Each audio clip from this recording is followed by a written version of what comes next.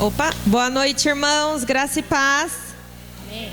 Amém? Amém. Gostaria de convidar você para ficar em pé e abrir a sua Bíblia em 1 Pedro, capítulo 1, versículo 3.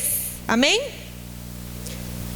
1 Pedro fica lá no finzinho da Bíblia, pertinho de Apocalipse. Então tá facinho de achar. Começa a abrir lá pela parte de trás, que dá certo. Amém?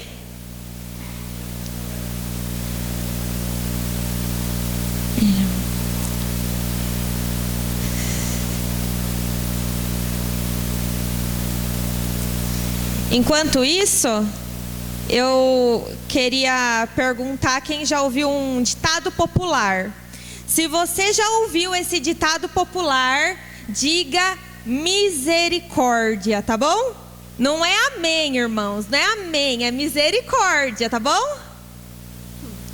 A esperança é a última que morre. Misericórdia, irmão, todo mundo já ouviu então. Vamos ler. Bendito seja o Deus e Pai de nosso Senhor Jesus Cristo. Conforme a sua grande misericórdia, Ele nos regenerou para uma esperança viva, por meio da ressurreição de Jesus Cristo dentre os mortos. Amém? Irmãos, eu vim aqui nessa noite para dizer para você que a gente tem uma esperança que nunca morre, porque a nossa esperança, ela é Cristo, e Cristo já venceu a morte lá na cruz do Calvário. Ele morreu, mas Ele ressuscitou, e Ele está vivo, e é por isso que nós estamos aqui nessa noite, amém? Amém. Eu não sei como é que foi a sua semana, eu não sei como que foi o seu dia, mas eu quero te dizer, meu irmão, a esperança não é a última que morre para nós cristãos, não é. A nossa esperança, ela é viva, ela é contínua, ela tem que ter uma expectativa, e nós estamos aqui, porque nós cremos em um Deus, que Ele está presente nesse lugar, e Ele sabe das minhas e das suas necessidades, e porque Ele vive, nós podemos crer no amanhã, amém, irmão? Vamos orar? Senhor, nosso Deus e nosso Pai, nós estamos aqui nesta noite para te louvar, para te bendizer, para te agradecer, Senhor, porque o Senhor nos trouxe a salvação, o Senhor nos trouxe o melhor presente que nós podíamos receber, a vida eterna, meu Deus. Nós podemos crer no amanhã, Senhor, nós podemos crer que ainda que as coisas não estejam do modo como nós queremos, mas tem algo para nós no porvir, ó Deus. Nós podemos crer, ó Pai, que ainda que a gente não saiba o amanhã, mas nós cremos em um Deus que sabe o ontem, o hoje, o amanhã e que não muda. Nós podemos crer, ó Pai, em Ti, naquilo que o Senhor preparou para nós, nas promessas que a Tua palavra tem para as nossas vidas, Pai. Então, em nome de Jesus Cristo, ó Deus, eu te peço, se algum de nós aqui nesta noite, se nós entramos, ó Pai, desanimados, preocupados, ó Pai, que em nome de Jesus o Senhor venha renovar a nossa esperança, ó Pai, porque a nossa esperança, que é a esperança do cristão, ela sempre tem que estar viva nos nossos corações, ó Pai. E em nome de Jesus Cristo, eu oro que o Senhor aceite, ó Deus, o nosso louvor, ó Pai, e que nesta noite, ó Deus, a gente te louve do modo como o Senhor merece, Pai, com toda a alegria, Pai, com todo bom ânimo, ó Deus, porque se nós estamos respirando agora, é porque o Senhor soprou fôlego de vida nas nossas narinas, e se o Senhor fez isso, é para nós glorificarmos e exaltarmos o Senhor com aquilo que nós somos, ó Deus. Em nome de Jesus, eu oro ao Senhor, ó Pai, que venha receber o nosso culto, Pai, o culto que nós prestaremos ao Senhor nesta noite, ó Pai, e que nós saiamos daqui, Deus, cheios da presença do Teu Espírito Santo, Pai, não só pessoas esperançosas, mas pessoas que pregam a esperança por onde passam, ó Deus. Em nome de Jesus eu oro. Amém.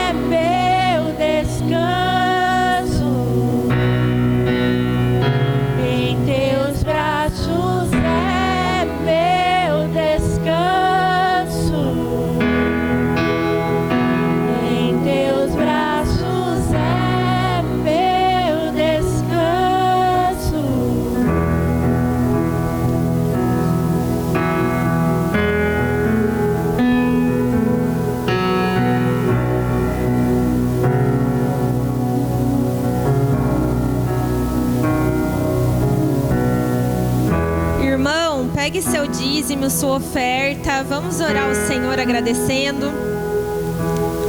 Olha como Deus é tremendo. Aqui no início do culto nós falamos sobre a esperança viva. E no primeiro louvor falou que não há nada que se compare à esperança viva. A hora que eu li aquilo, eu pensei, como a gente tem que prestar atenção nos detalhes, né? Eu nem conversei com o louvor sobre a música e a hora que eu vi ali, eu falei, eu não acredito. Era para ser, né, irmãos? Vamos orar então, amém? Senhor nosso Deus, nosso Pai, nós te agradecemos, ó Deus, pela tua provisão nas nossas vidas, ó Pai, pela tua palavra, pelo teu trabalhar, Senhor, nas nossas vidas, pelo Senhor guiar os nossos passos, ó Deus, em tudo o que fazemos, por onde nós andamos, ó Pai, pelo Senhor iluminar os nossos passos, ó Deus, com a tua palavra, Senhor. Em nome de Jesus, ó Pai, eu peço que o Senhor abençoe a vida de cada irmão meu, ó Deus, que está ofertando, que está dizimando, ó Pai, e aqueles que não têm condições ainda, que o Senhor proporcione condições a eles, ó Pai, para que eles possam investir no teu reino, ó Deus, onde a traça ela não corrói, ó Pai. Em nome de Jesus Cristo, ó Deus, que o Senhor abençoe essa igreja, Deus, que ela seja próspera, Pai, para a honra, para a glória e para o louvor do teu nome. Em nome de Jesus, amém.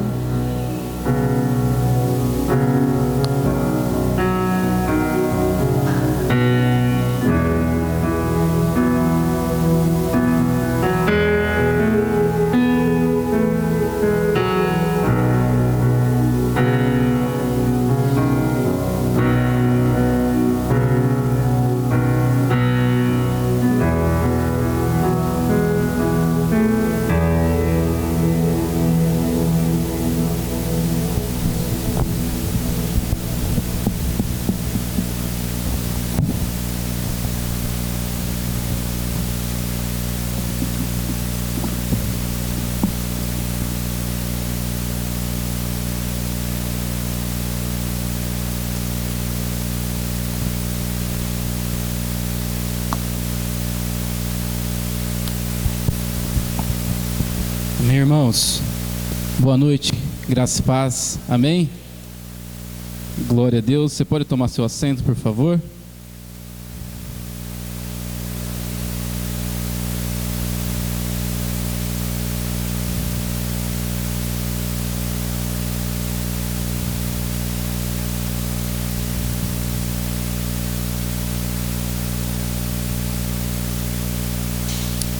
Amém.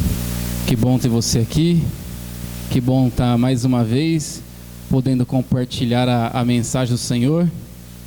Sei que você já me ouviu domingo, aí você pensou, quarta-feira vai ser outra pessoa, né? Mas calhou nesse mês de eu poder estar pregando 2 cultos seguidos, né? E eu fico feliz de poder compartilhar um pouco mais da mensagem do Senhor aos nossos corações, amém ou não? Glória a Deus. Amém ou não amém? Amém. Espero que você não durma, né? Não sei se vocês estão com sono, cansado, cada um teve um dia aí, provavelmente no trabalho. Eu me lembro quando a gente dirigia a igreja lá no sertão, né, lá em Piauí, a igreja da Chapada, tinha uma irmãzinha que ela dormia todos os cultos, a irmã Januária. E a irmã Januária, ela saía da casa dela, mas era uma senhorinha, e ela ia com a lanterninha lá com a filha dela, mas não tinha um culto que ela não dormisse. Só que os irmãos lá, né, eles não estão acostumados muito com liturgia de igreja, então quando a irmã Januária dormia no culto, eles nem disfarçavam, todo mundo, eu tô lá pregando e todo mundo olhando para trás, e ainda ficava falando assim, olha lá pastor, olha lá, tá dormindo. E eu olhava para trás e eu falava, gente, foco aqui, é melhor ela dormir aqui na igreja que na casa dela. Se ela ouvir aí alguma coisa na hora que acordar, já tá bom demais, né? E a irmã Januária acordava e falava, viu, o culto foi bom, irmã Januária? Ela, glória a Jesus. Amém, amém, glória a Deus, né? Algumas experiências que a gente teve e que a gente marca, mas é uma mulher fantástica. Quando a gente veio embora, ela queria me dar uns presentes que infelizmente eu não consegui trazer, porque era um porco, 2 galinhas. E ela falou assim, ô meu filho, você tá indo embora, queria dar um leitãozinho pra você levar. Eu falei, e um monte de planta. Eu falei, dona Januária, onde a gente vai morar lá, não vai caber nada disso. Ela, nem um leitãozinho? Eu falei, nem um leitãozinho. Vamos deixar para uma próxima oportunidade, amém? Queridos, se você tiver com a sua Bíblia aí, abra comigo no livro de Êxodo, capítulo 16.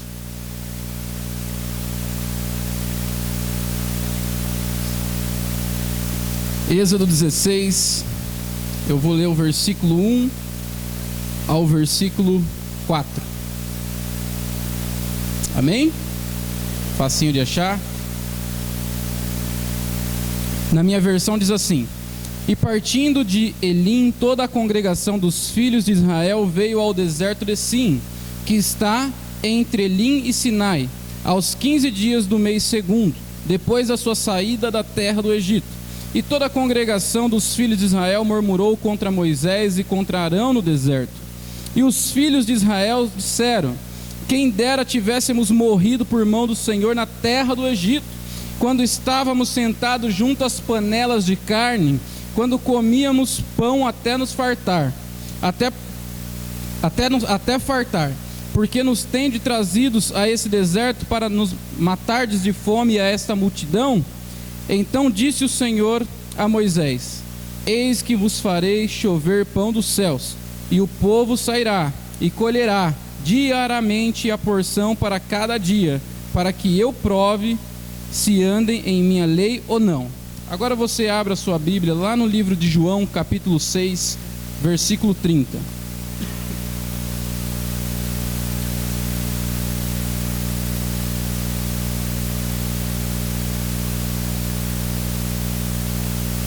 Amém?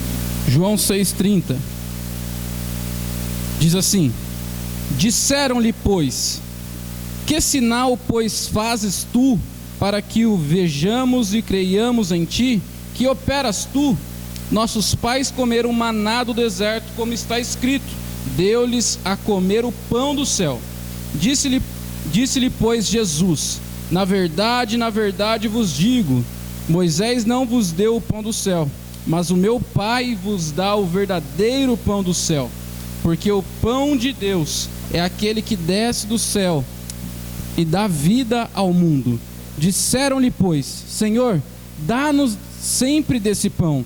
Jesus disse: eu sou o pão da vida. Aquele que vem a mim não terá fome, e quem crê em mim nunca terá sede. Amém? Eu tenho certeza que você conhece essas duas passagens. São passagens de datas muito diferentes, mas ela traz algo muito importante. Eu quero refletir com você um pouquinho diante dessa leitura sobre o que o Senhor quer nos ensinar hoje, amém? Irmãos, nós precisamos entender uma coisa muito importante. Qualquer pregador, qualquer professor de homilética, qualquer servo de Deus, na verdade, precisa entender isso. A Bíblia inteira aponta para uma só pessoa: Jesus. Nós devemos olhar a Bíblia, nós devemos ler os textos bíblicos e olhar Jesus dentro de todos os textos. Talvez você vai me falar: mas Augusto, nós estamos falando do Antigo Testamento, povo de Israel, guiado por Moisés ainda. Como que esse texto, o que esse texto tem a ver com Jesus? Tem. Hoje para nós, quando nós pegamos qualquer texto da Bíblia e fazemos de fato uma análise mais profunda nela, nós precisamos enxergar de alguma forma que as Escrituras apontam para o Cristo. A Bíblia é o grande manual de instrução do cristão, amém ou não? E ela quer nos mostrar algo. Esse manual, ele tem um objetivo, ele precisa nos mostrar algo. E quando nós olhamos aqui nesse contexto, não só nesse, como em vários outros contextos que nós vemos na história do Antigo Testamento, se você parar para observar melhor, é como se Deus estivesse dando pequenos flashes do que iria de fato acontecer no futuro. Veja só, nós pegamos lá a história de Noé.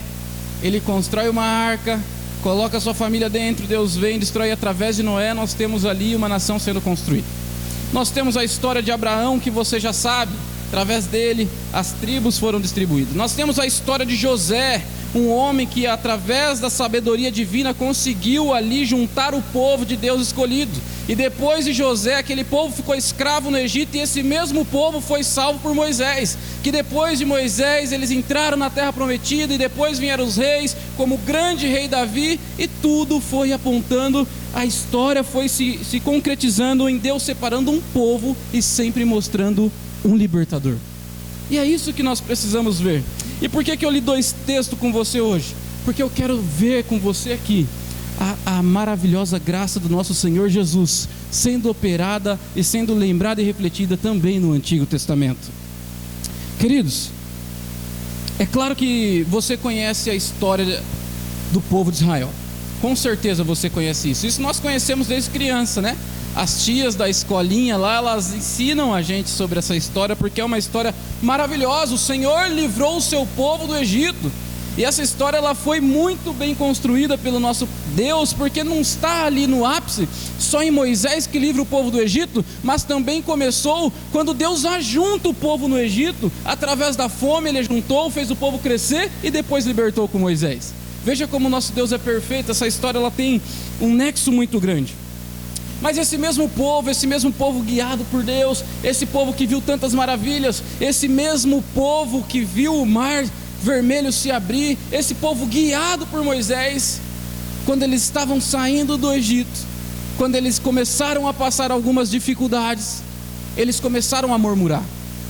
Eles começaram a chegar a Moisés e falar: "E Moisés, você tirou a gente lá do Egito de tanta fartura?" Não, fartura é brincadeira, né? O povo estava sendo escravo, o povo estava ali na mão do faraó.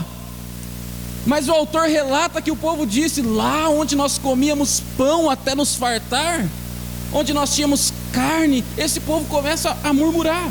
E ele começa a pressionar Moisés, a ponto de Moisés ir orar e falar: "Senhor, eu preciso de uma provisão." E o Senhor Deus mostrou a provisão. O Senhor mandou o maná para aquela nação, e eles comeram e se fartaram do alimento vindo do próprio Deus. Amém ou não? Essa história, como eu disse, você conhece. Mas assim também como Deus mandou o maná para suprir uma fome física de um povo que estava peregrinando, o Senhor também mandou o seu Filho Jesus para suprir as necessidades de um povo que estava escravizado no pecado. Escravizado pelo pecado. Queridos, o que eu quero observar com você é que o maná foi uma grande representação, e uma representação de tamanha importância, mas Jesus é o verdadeiro pão que desceu do céu. Jesus foi quem cumpriu de fato o grande plano do nosso Deus. Ele é o pão que desceu do céu, Ele foi a providência divina, Ele foi aquele que supriu nossas necessidades espirituais. É como se nós olhássemos hoje e víssemos os céus abertos e o próprio Cristo vindo de encontro a nós. Essa é a grande questão aqui que Jesus trata em João, onde nós já lemos. Então, diante disso, eu quero mostrar quatro verdades com você, para entendermos um pouco melhor de como Jesus é o nosso verdadeiro maná, de como Jesus é o nosso verdadeiro pão do céu. Amém ou não? Eu tenho certeza que você, assim como eu, já sentiu uma pequena inveja dos povos antigos que viram e viveram tantos milagres. Quem de fato não queria ter vivido a época de Jesus e visto Ele de perto, não é verdade? Os discípulos tocaram no Jesus. Nós estamos acompanhando agora uma série que se chama The Chosen, que ela é fantástica. Ela mostra essa realidade, ela mostra ali os discípulos todos atrapalhados, ninguém perfeito, um brigando com o outro, estavam perto. Mas quem não queria ter vivido, ou pelo menos conhecido de perto as histórias do povo de Israel que entrou na terra de Canaã, a terra prometida por Deus, aquele povo que viu aquelas muralhas de Jericó se destruírem, se fazerem pó aos olhos dele, diante a um clamor ao nosso Senhor, e tantas outras histórias. Mas o que eu quero dizer para você, meu irmão e minha irmã, é que nós não temos de fato nada a invejar, porque nós pegamos a história por completa, e a história por completa diz que o nosso Redentor vive, e que um dia Ele virá buscar a sua igreja. Assim como o maná foi a provisão de Deus, a primeira verdade que eu quero dizer com você para você é: Jesus é também a provisão de Deus. Esse grande milagre que nós vimos, que nós lemos, que nós já conhecemos, estava lá. O povo que murmurou, que pediu pão, que brigou com Moisés, que mesmo vendo tantas coisas, não conseguiu de fato confiar em Deus. E Deus respondeu, mandou a provisão, e esse povo se fartou.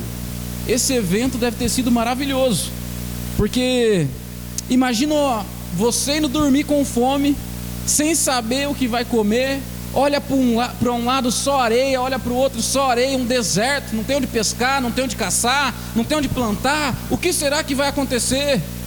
E Moisés vai e fala com Deus e manda o povo, vai dormir que vai dar tudo certo. E quando o povo acorda pela manhã, a Bíblia diz que estava tudo branquinho, o maná tinha caído. Você imagina? É como se o dono da padaria fosse te acordar com o pãozinho na porta. Olha que maravilha, não é? Eles estavam ali, eles viram aquele acontecimento maravilhoso, algo jamais visto na história. Deus mandou e cumpriu a sua promessa, mandou o pão que prometeu. Mas o maná era esse reflexo do verdadeiro pão que um dia viria até nós. E quando Jesus faz isso, aqui no texto de João já é diferente, porque as pessoas não entendiam, as pessoas não conseguiam entender a complexidade, elas não conseguiam entender o tamanho do milagre que estava acontecendo, que era muito maior do que a multiplicação dos pães, mas era que o próprio Filho de Deus estava entre eles, querendo suprir uma fome muito maior do que uma fome física. E essa é a provisão de Deus para mim e para a sua vida até hoje. O pão que jamais se acabará, o pão que desceu do céu, o verdadeiro pão que Deus enviou para mim e para você, que pode matar a nossa fome por Cristo Jesus, que pode sarar as nossas ansiedades, porque todas elas estão em Cristo Jesus. Meu irmão, Cristo é essa provisão maravilhosa, porque Ele veio para pagar uma dívida eterna, uma dívida impagável. Ele foi a provisão para livrar a minha e a sua alma do inferno. Ele não foi a provisão simplesmente para matar a fome física, Ele foi a provisão para solucionar o problema da morte espiritual. Olha que maravilhoso. Ele foi a provisão para tirar a nossa pessoa de ser presa numa cruz e pagar eternamente pelos pecados. Ele foi a grande provisão de Deus. Ele foi a grande provisão de Deus. Tem um certo livro, um autor, agora eu não me lembro o nome, fugiu o nome, ele estava descrevendo Isaías 53 e ele fala uma coisa muito interessante. Quando Isaías diz que não tinha beleza nem formosura, é porque Jesus estava totalmente destruído naquela cruz, a sua carne estava totalmente destruída. E nesse livro ele faz ali uma ilustração. Ele fala, sabe quando você pega o miolo do pão e você molha ali, alguma coisa cai na mesa e o miolo molha, e você fica apertando e ele vira uma bolinha, ele fica despedaçando na sua mão? Ele fala, é como se Cristo estivesse vivendo isso. Ele estava sendo esmagado pela mão de Deus, pelos meus e pelos seus pecados. Se você ler um pouco mais Isaías 53 com mais atenção, diz que o Senhor Deus se agradou em ter esmagado o próprio Cristo. Que cálice é esse que Cristo tinha que beber? No meu e no seu lugar? A provisão que desceu do céu, a ponto de o próprio Deus virar as costas para Jesus e deixar ele sozinho, porque ele estava carregando o meu e o seu pecado. Que tamanho será o nosso pecado a ponto do próprio Cristo olhar para os céus e dizer, Pai, por que o Senhor me desamparaste? Por que me abandonastes? Porque foi caro, porque Ele era a solução, porque Ele era a verdadeira provisão que desceu do céu para solucionar o meu e o seu problema. Versículo 5 de Isaías 53 diz, mas Ele foi ferido por causa das nossas transgressões, moído por causa das nossas iniquidades. Veja só, ele dá dois verbos muito importantes. Primeiro ele fala que ele foi ferido, mas ele dá uma ênfase maior, ele foi moído pelo meu e pelo seu pecado, pelas nossas iniquidades. E o castigo que estava sobre o nosso cordeiro, sobre o nosso pão, sobre a nossa provisão, nos trouxe paz, e por Ele nós fomos sarados. Essa é a nossa provisão que desceu do céu, meu irmão. Esse é o verdadeiro pão. Cristo é a providência de Deus para nós. Cristo é o maná de Deus para o mundo. Amém ou não amém? A segunda verdade que eu quero compartilhar com você diante desses textos que nós lemos é: o maná foi a demonstração do cuidado de Deus com o povo de Israel, mas Jesus é a manifestação do amor e do cuidado de Deus com o seu povo. Veja só, foi maravilhoso o que deve ter acontecido aquele dia. Eu acho que nós não temos consciência, nós não conseguimos talvez chegar perto de imaginar a provisão de Deus, a alegria daquele povo em ver essa provisão. Isso foi um milagre maravilhoso. Mas esse milagre, ele veio com uma mensagem.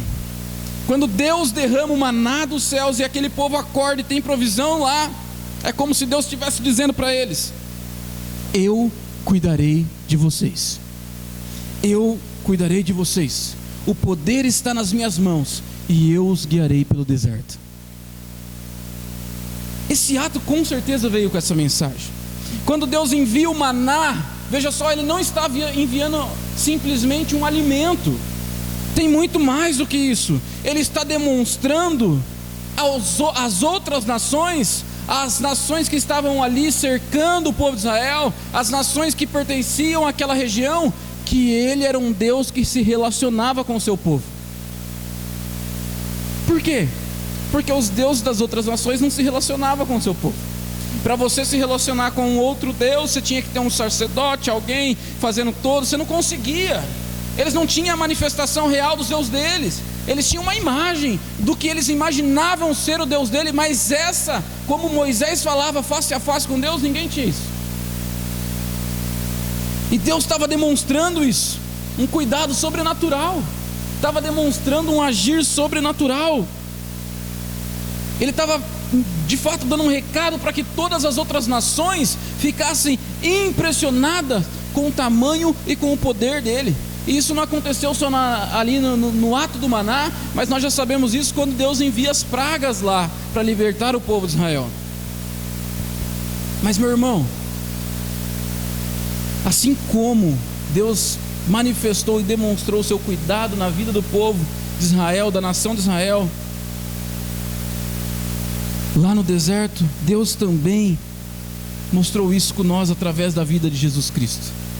Jesus é a demonstração não somente do cuidado, mas também do grande amor de Deus por mim e por você. O recado desse outro texto é: estou fazendo algo ainda maior do que eu já fiz. Estou fazendo algo ainda mais impressionante do que eu já fiz. O quê? Mandando um representante legal a vocês. Deus enviou o próprio Filho. Deus não enviou um anjo. Deus não levantou de fato outro homem para ir falar o nome dele. Deus não levantou de novo um profeta. Ele enviou o seu próprio Filho, um representante legal, alguém que de fato tinha autoridade suficiente para falar o nome de Deus, alguém que podia prometer e perdoar pecados, sim, porque era o verdadeiro e único Filho de Deus, de forma humana, dizendo para nós: filho, eu vos amei. Eu vos amei. Cristo é o amor encarnado. É a maior demonstração de amor que se tem no mundo. É a chegada de Cristo até nós. Quem tem filho aqui, levanta a mão. Quem já tem filho? A grande maioria. Você teria coragem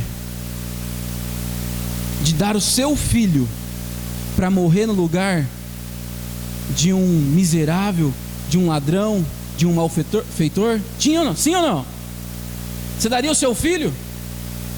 Falava: para você deixar essa pessoa livre, eu estou dando meu filho, ele vai ficar, ele vai tomar o lugar dessa pessoa. Sim ou não? Não. Dizem por aí num ditado popular que amor é só de... Mas eu digo mais: o amor verdadeiro é só de Deus. Porque Ele nos amou tanto a ponto de dar o seu Filho para morrer no seu lugar. João 3,16: porque Deus amou o mundo de tal maneira que deu o seu único Filho para morrer por todo aquele que nele crê, para que esses não pereçam, mas tenham a vida eterna. Não existe amor como esse, meu irmão e minha irmã. Não existe maior demonstração como essa. O que Deus fez com um povo exclusivo, com a nação exclusiva de Israel, foi poderoso, foi maravilhoso, foi milagroso, foi lindo, mas nada se compara à vinda de Cristo até nós. Nada. A vinda de Jesus vem demonstrando que assim como Deus cuidou do seu povo no passado, Ele continuará cuidando até que Jesus venha cumprir a sua promessa. Amém ou não amém? É maravilhoso ver isso. Como a Lívia falou no começo, a nossa esperança, queridos, ela não morre não. A nossa esperança é eterna, a nossa esperança é eficaz, a nossa esperança é certa, porque a nossa esperança está em uma pessoa, mas não em uma pessoa comum. Nós estamos falando do único Filho de Deus, o verdadeiro Filho de Deus, que veio morrer no meu e no seu lugar. Amém ou não? A terceira verdade que eu quero falar com você diante desse texto, sobre essa ilustração do maná e do próprio Cristo descido até nós, é: o maná supriu uma necessidade física, Cristo supriu uma necessidade espiritual. Queridos, quando o povo começou a murmurar, colocou Moisés e Arão lá na prensa, falou: ó, vocês têm que fazer alguma coisa aí, senão não vai dar certo não. Deus respondeu, Deus mandou, porque Deus já sabia qual era o plano. Mas eu vou falar uma coisa para você há de concordar comigo. Muitas vezes nós olhamos para esse povo aí e falamos: não, mas que povo incrédulo, que povo teimoso, que povo rebelde, como que pode? E se você estivesse lá naquele dia, para que lado você estaria? Sabe por quê? É difícil lidar com um crente com fome, que crente gosta de comer. A pessoa, quando fica com fome, ela fica de mau humor, ela não responde direito, ela fica brava, ela fica irritada. Agora imagina aí aproximadamente 3 milhões de pessoas no pé de Moisés, sem comer, irritado. Aqui meu filho aqui, Moisés, ó, perdeu 4 quilos já nessa caminhada, não come nada o menino, não pode ficar assim não. Então muitas vezes a gente fala disso, né? Ah, esse povo aí, mas de que lado estaríamos nós se estivéssemos lá nesse acontecimento? Ah, não ia fazer barraco. Mas será que você não ia chegar com jeitinho aí? Moisés, tem que resolver as coisas, né? Você não é o cara? Você não é o amigo de Deus? Tem que resolver, meu irmão. Porque o povo estava com fome, o povo só queria comer, o povo estava desesperado porque não sabia o que ia acontecer. De fato, imagina as mães andando com seus filhos no meio do deserto, vendo os filhos pedirem comida e falar: o que a gente vai fazer? O que vamos dar para esse menino? Era uma situação complicada mesmo, não era uma situação fácil. Mas era um povo ingrato, era um povo reclamão, porque se Deus teve poder para abrir o mar, será que Deus não ia de fato cuidar desse povo? Mas essa situação aqui, eles não conseguiam enxergar no momento. Mas meu irmão, como qualquer outro alimento, o maná só podia matar a fome física. O maná só podia suprir a necessidade física do corpo daquelas pessoas. E nós também comemos por isso. Por que nós comemos? Para suprir as necessidades de proteína, carboidrato, gorduras que o nosso corpo tem. É por isso que a gente precisa comer. Porque já dizia minha mãe: saco vazio não para em pé. E era disso que o povo estava reclamando. Mas veja só, o impressionante de pensarmos isso aqui é que o Jesus, quando ele se declara que ele é o pão do céu, o pão enviado por Deus, e de fato não é um discurso fácil de entender, Jesus, que ele começa a falar para as pessoas: vocês vão ter que comer minha carne e beber meu sangue, e o pessoal pensando que todo mundo ia virar canibal. Os próprios discípulos olham para Jesus e falam: como que você está falando uma coisa dessa, Jesus? É difícil de entender isso diante desse texto, porque precisa de ter um discernimento espiritual para as pessoas entenderem esse texto. Jesus começa a explicar que ele é o pão que viria para matar a fome espiritual, a necessidade espiritual de um povo. Ele não era quem o povo estava esperando, o grande guerreiro, aquele que ia manifestar com poder, destruir o Império Romano. Não. A As cadeias que Cristo veio colocar por terra, as cadeias que Cristo veio destruir, as cadeias espiritual do pecado, acabar com a inimizade entre nós e Deus. E Ele veio para fazer isso. Ele é o pão que sacia a fome espiritual. Ele é a água viva que mata a sede espiritual. João 4, no encontro daquela mulher, ela pergunta: como é que você fala que vai me dar água se você não tem nem como pegar água? Mas quando Cristo começa a suprir as necessidades espirituais daquela mulher, ela disse: eu entendi. E Ele fala: eu sou o Cristo. Ela fala o quê? Já entendi, vou lá avisar todo mundo que você chegou na cidade.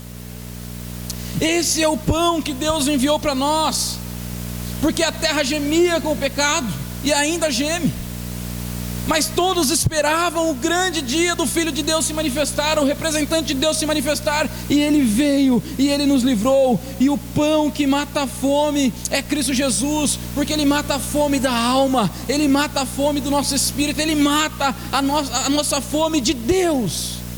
Queridos, não é qualquer pão que você comer que vai matar as suas inquietações, que vai matar as suas angústias, que vai matar as suas tristezas, que vai matar a sua ansiedade, que vai te ajudar a enfrentar os seus problemas, que vai resolver a sua situação, que vai colocar em você a paz que excede todo discernimento, que vai transformar você em uma pessoa melhor. Esse pão não vende na padaria da esquina, esse pão não vende no mercado, esse pão não é o maná caído lá no deserto, esse pão é o próprio Cristo Jesus. É o próprio Cristo Jesus que veio a nós. E o próprio Jesus diz que só precisamos fazer duas coisas para termos esse pão: vir, ou seja, ir até Ele, e crer nele. Veja só, se você pegar aí o versículo, se eu não me engano, 35, e Jesus disse: eu sou o pão da vida, aquele que vem a mim não terá fome, e o que crê em mim nunca terá sede. Ir e crer, para que tenhamos as nossas almas saciadas por Cristo Jesus. Somente em Cristo, queridos, seremos saciados por inteiro, porque Ele é o verdadeiro pão que desceu do céu. Ele é o pão que desceu do céu e que mata a nossa fome até hoje e até que Cristo venha. A quarta verdade que eu quero dizer para você diante desse texto, veja só: o maná era suficiente e Cristo é suficiente. Queridos, o maná por muitos anos foi a única alimentação do povo de Israel. Por muitos anos. Eu não sei se você sabia disso, mas o maná, ele caiu todos os dias até o povo entrar na terra prometida. Não faltou um dia, não teve folga. Ele caiu todos os dias, tirando os dias que o próprio Deus deu a ordem para eles guardarem aquela porção do sábado. Mas todos os dias Deus mandou a provisão, manhã após manhã Deus mandou a provisão. E o maná, ele era suficiente para matar a fome do povo. O maná, ele deixava o povo nutrido. Como que a gente sabe disso? Quando o povo começou a enfrentar os outros exércitos em guerra, o que eles comiam? O povo estava forte, o povo estava nutrido, o povo era saudável. O maná continha tudo isso. O maná era um alimento base, não faltava na mesa do povo, era aquilo que sustentava, era aquilo que mantinha um povo em pé. O maná foi suficiente. Eu imagino para nós brasileiros o maná como o arroz e feijão, né? Arroz, tem gente que não pode ficar um dia sem comer arroz e feijão. E eu sou um pouco assim. Eu gosto de comer comida mesmo. Arroz, feijão, colocou uma farinha, fica tudo certo. Quando eu falei um pouco desse texto lá para os irmãos, lá no Piauí, aí lá era o cuscuz. Não pode faltar cuscuz na mesa do nordestino. Eles não podem. Eles comem cuscuz até de sobremesa. E eu estou falando verdade. Eles comem cuscuzinho com ovo do café da manhã, cuscuz com ovo. Aí no almoço, um feijãozinho de corda, um arroz e uma farofa de cuscuz. É, né? Aí de tarde pode ser um cuscuzinho com carne seca, que daí já muda um pouquinho. E na janta um cuscuzinho temperado. Não falta cuscuz em nenhuma casa. E eu não me acostumei com cuscuz. Ah, e a sobremesa, é verdade. Lá tem eles pegam o cuscuz, eles chamam embuzada, isso eu não sei nem explicar, mas é o cuscuz. Eles preparam o cuscuz, tem uma fruta típica lá, que é o umbu. Essa fruta todo mundo gosta, é muito típico lá. E quando dá umbu, eles batem com o açúcar aquele ali, faz uma vitamina de umbu, e pega o prato com cuscuz, joga essa vitamina dentro, mistura tudo e come a tal da embuzada com cuscuz. Então o cuscuz é como se fosse o maná, ali não podia faltar, era o que nutre o povo. Mas se um dia você quiser me convidar para ir almoçar ou jantar na sua casa, não faça cuscuz, porque eu morei 7 anos no Nordeste, eu não consegui me acostumar com cuscuz. Então se você estiver pensando em me convidar e falar assim, vou fazer um cuscuz, porque eles estavam no Nordeste, deve estar acostumado, pelo amor de Deus, meu irmão, tem 2 coisas que eu não como nessa vida: cuscuz e torta. Eu até brinquei com a André esses dias, falei, se você me chamar para comer uma lasanha e colocar o nome de torta em cima, eu não como, porque eu não consigo comer torta de jeito nenhum. Mas voltando aqui para a palavra, é o alimento base. Eu quero que você pense no maná como o alimento base, assim como o nosso arroz e feijão, ou como outras culturas, o pão até hoje, e como lá no Nordeste, cuscuz, assim também era o maná. Esse maná que dava a força e o vigor para o povo. Mas veja só, queridos, assim como o maná foi suficiente para alimentar Israel, Jesus é suficiente para nós. Único e suficiente. Ele é suficiente. Talvez você vai me perguntar, mas Augusto, o que você quer dizer com isso? Meu irmão, eu quero dizer para você que você não precisa de nada mais do que crer plenamente em Cristo Jesus. É suficiente. Crê em mim, será salvo. Crê em mim, se arrepender, seus pecados serão perdoados. Nós precisamos somente de Cristo na nossa vida. Você não precisa se benzer para ter sorte. Você não precisa guardar ali o pé do coelho. Você não precisa de fazer um amuleto da sorte para você. Você não precisa de um santinho escondido na sua casa para te dar proteção. Você não precisa de um ditado popular. O que você precisa é único, exclusivamente de Cristo Jesus na sua vida. Porque Ele é o alimento sólido. Ele é quem dá vida, Ele é quem dá ânimo. Ele é o verdadeiro pão que desceu do céu, e nós não precisamos mais nada. Quando você vê uma pessoa entregar a vida dela para Jesus, ou talvez em igrejas mais pentecostais, mais tradicionais, a gente vê isso. Eu vim da Assembleia, vi muito isso. Quando o pastor faz aquele apelo na frente, fala, quem quer aceitar Jesus? E às vezes vai algumas pessoas lá na frente, e o pastor fala assim, eu vou falar umas palavras, você repete comigo. E aí o pastor começa a falar, você aceita Jesus como único e suficiente Salvador da sua vida? E a pessoa fala, amém, eu aceito. Queridos, único e suficiente Salvador. Não precisamos de mais nada. Não precisamos de mais nada para lembrar, porque o ato de Cristo, Ele é suficiente para nós. Eu tinha um professor que falava algo muito interessante nas aulas, porque ele falava assim, meu irmão, se você não receber mais nada hoje, se a partir do momento que você entregou a sua vida para Cristo, você for um pobre miserável, se o seu emprego terminar, se você perder sua família, se a sua vida desandar, se tudo que você pensar der errado e nada prosperar na sua casa, você ainda tem que agradecer todos os dias pelo ato de Jesus na cruz, porque é suficiente, e não é passageiro, e não é para esse mundo, mas é eterno. Ele é suficiente. Ele é suficiente.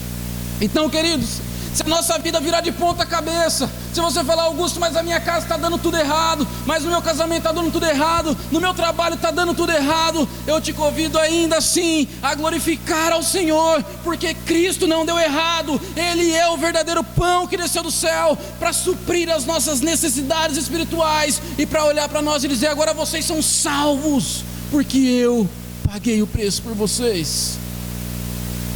E essa vida passageira, tudo aqui vai acabar, mas as promessas de Cristo são eternas.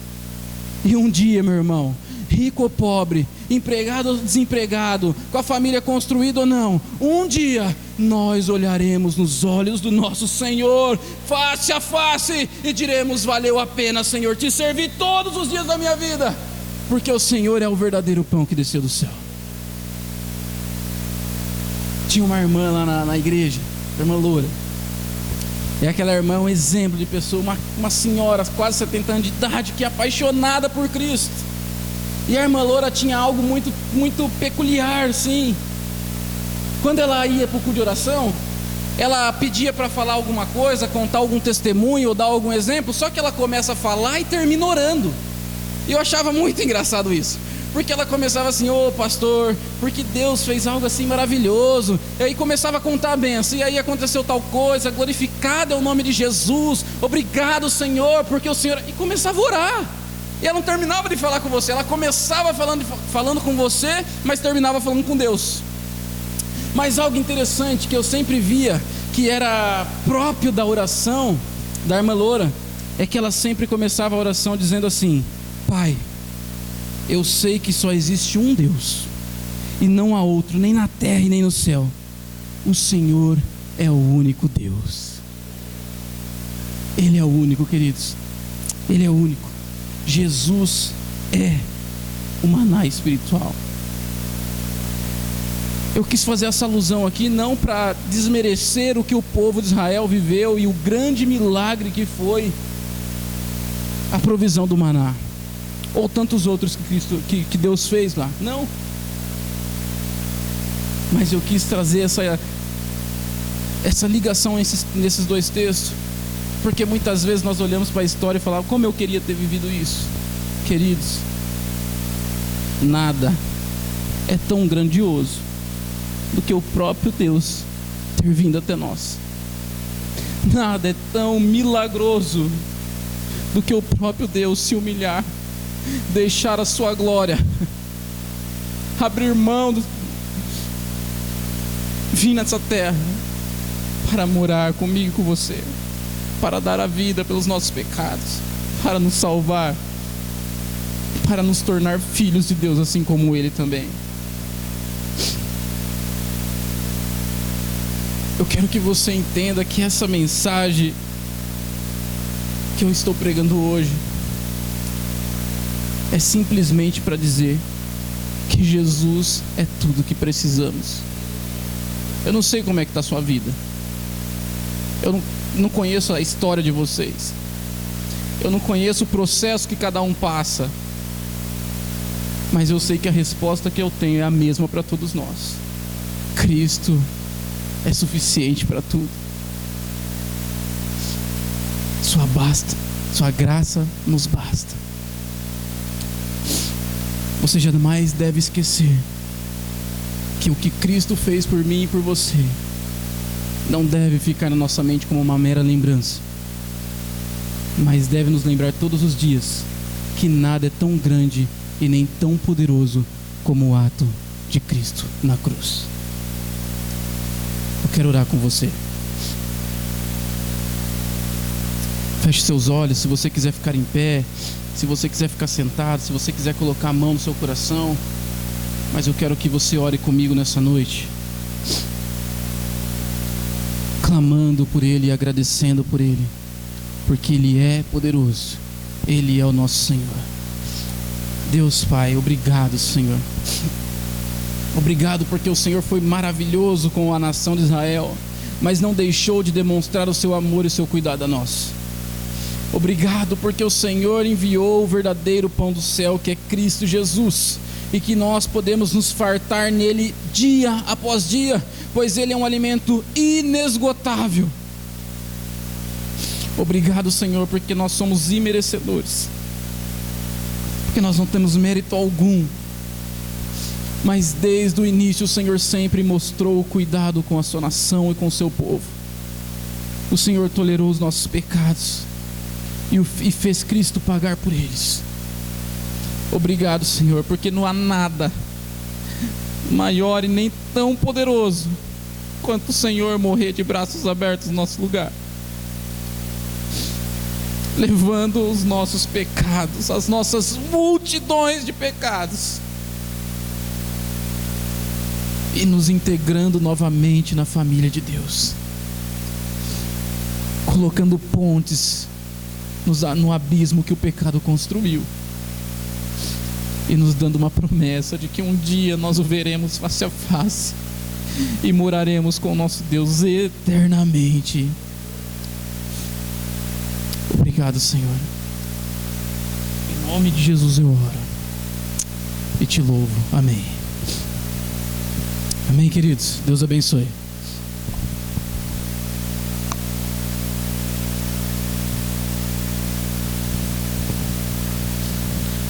Boa noite, igreja, graça e paz. Glória a Deus, louvado seja o nome do Senhor. Palavra abençoadora.